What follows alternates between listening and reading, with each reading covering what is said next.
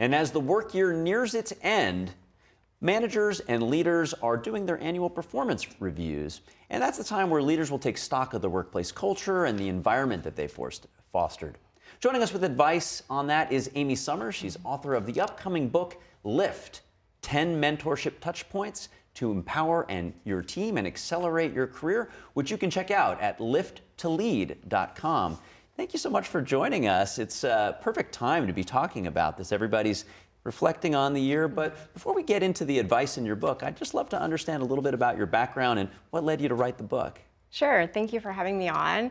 I became an entrepreneur not because I wanted to, but I was forced into it a little bit at the age of 27 when I got fired from my job and actually had a great relationship with my boss at that company. I really admired her and really thought of her as a mentor, but we had a disagreement on an ethical issue and it didn't end well.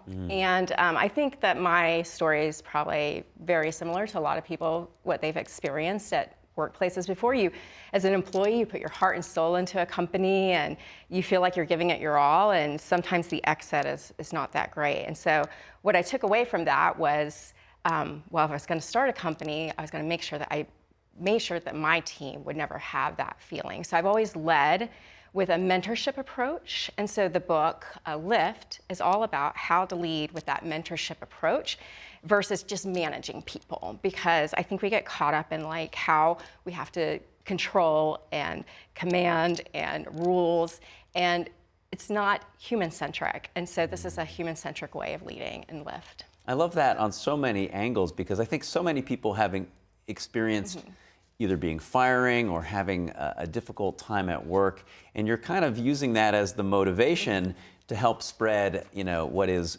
good advice to those who are in that position. Whether you're the employee or you're the leader, there's something that you can do.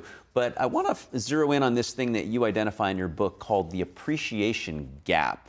And maybe you could explain what that is and what leaders should be aware of. Well, we know what appreciation is. Of course. So appreciation, everyone wants to be appreciated. I think the gap is coming in now, not maybe intentionally, but I think it's just because we are so used to technology now, and it's so much easier to talk to people through Slack or text or DMs and not have that voice-to-voice contact that most people are really out of practice with verbal communication.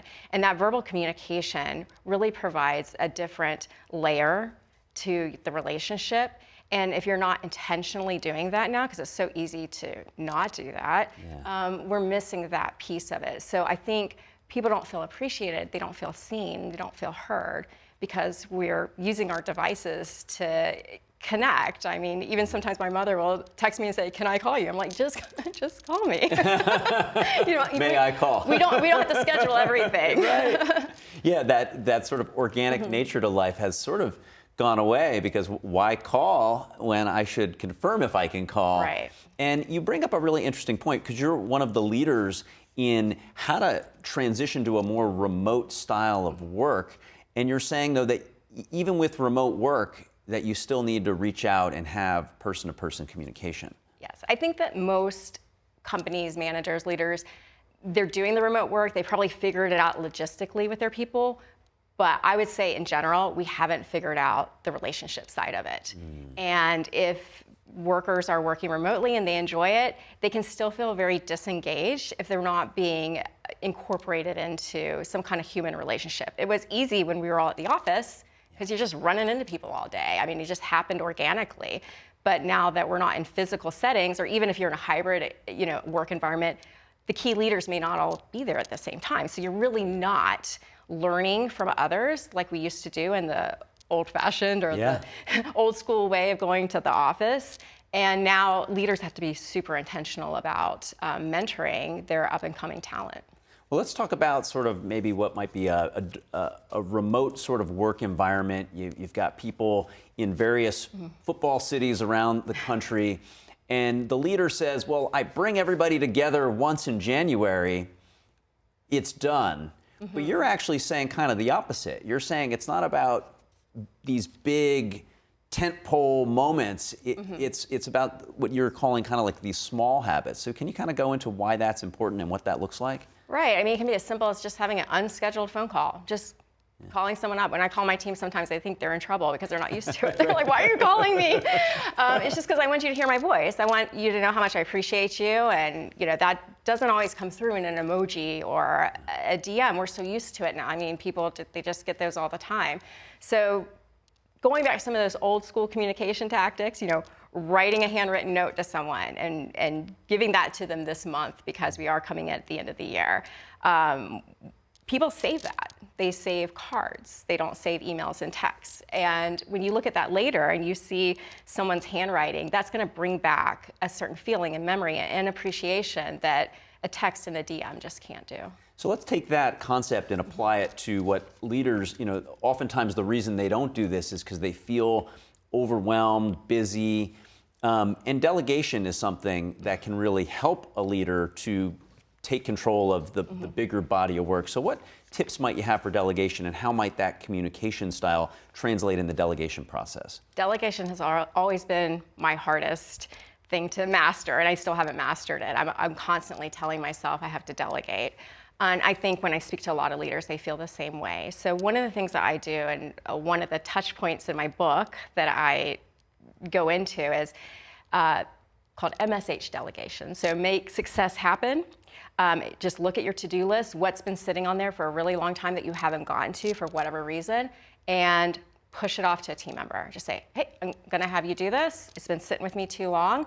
Give them just minimal instruction and let them go for it. Don't micromanage them, don't oversee it. See what they can do. I think you'll be surprised. You'll really build confidence in your team and bring back some engagement too.